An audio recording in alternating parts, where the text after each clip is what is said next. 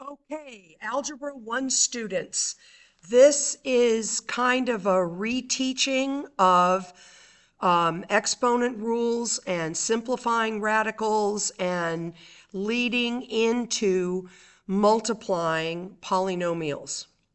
So on this screen, please take advantage of, I'm not going to go through them individually, but if you have a foldable that you have not filled out, you can go ahead and use this screen to fill out the examples. This screen I'm going to spend a little more time on. Here is, as a matter of fact, this was number 9 on the little worksheet, the check for understanding questions on simplifying exponential functions, not functions, expressions. But these are your instructions for how to do them, okay? And I'm not being sarcastic when I tell you to take a breath. I mean it. Take a breath, don't freak out, okay? Break these big expressions into pieces, okay? Do the top of a fraction bar first, do the bottom of a fraction bar next, and only after you have simplified everything on top and everything on the bottom, then work across the fraction bar, okay? So you can see what I did here.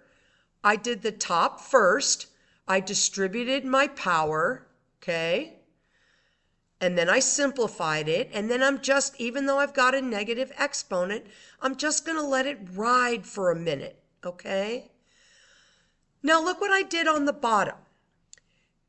Please note that exponents only belong to the variable that they're right next to unless there are parentheses involved, okay?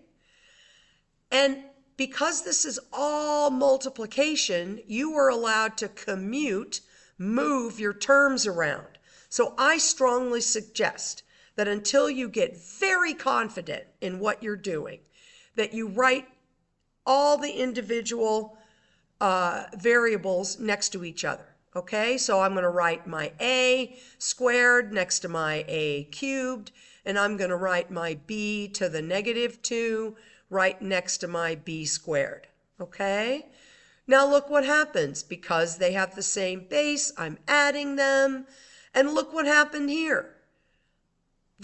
I canceled out my b's on the bottom, so I didn't even have to deal with them. So that's why taking a breath and not just willy-nilly moving things around is a smart strategy. So now I've got my bottom simplified. I've got my top simplified. Now you can see I'm working across this. Okay? So 8 divided by 2 is 4. And all I have to do is, so I'm going to leave this 4 on top because the 8 was a larger number than the 2, and the 8 was on top. And all I have left to do is move my b to the -9 to the bottom, and I am done. So now let's move on to the polynomial multiplication. And I invite you to write this down. Okay, this is notes to your future forgetful selves. These are the things I want you to know about polynomials. They are a family of functions.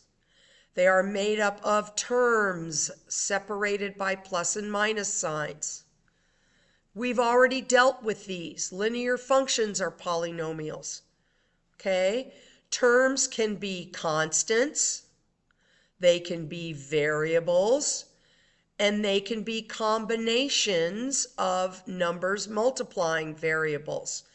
When you have a number multiplying a variable in a term, there's a fancy name for that number. It is called a coefficient. Okay? You can name coefficients or classify them a couple of ways. You can do it by the number of terms up to 3, and by a new word that we will learn about, degree.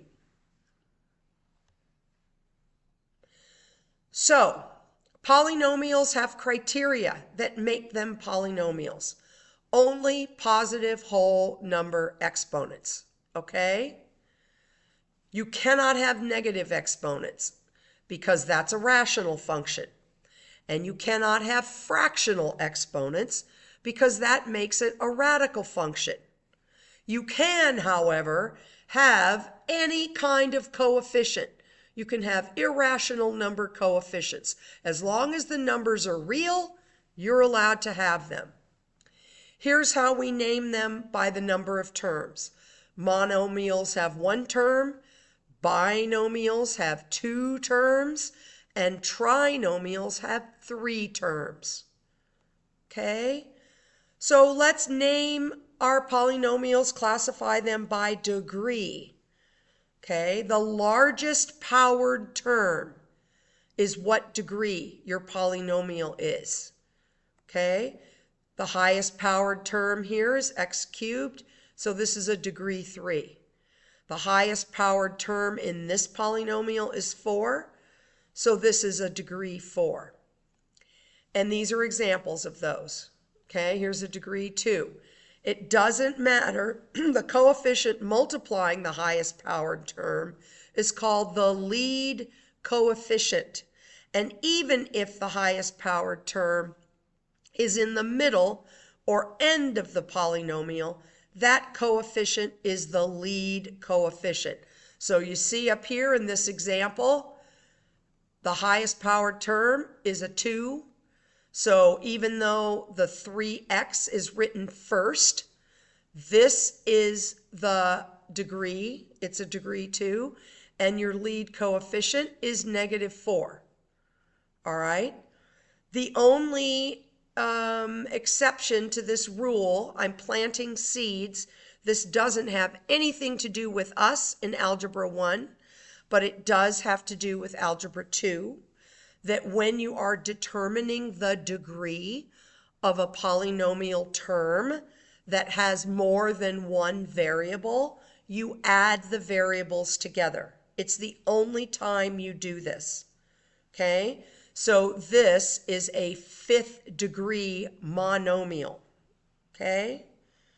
All right. Thank you for listening. I'll see you in the next video about multiplying polynomials.